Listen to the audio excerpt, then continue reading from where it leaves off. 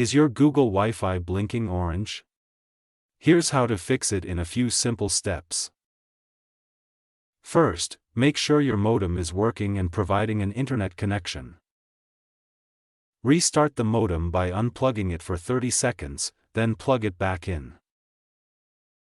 Next, restart Google Wi-Fi by unplugging it for 10 to 20 seconds, then plugging it back in.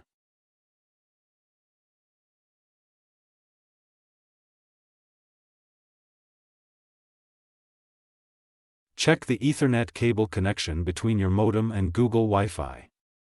Replace it if it's damaged. If the issue persists, try a factory reset by holding the reset button for 10 seconds. After a reset, you'll need to reconfigure Google Wi-Fi.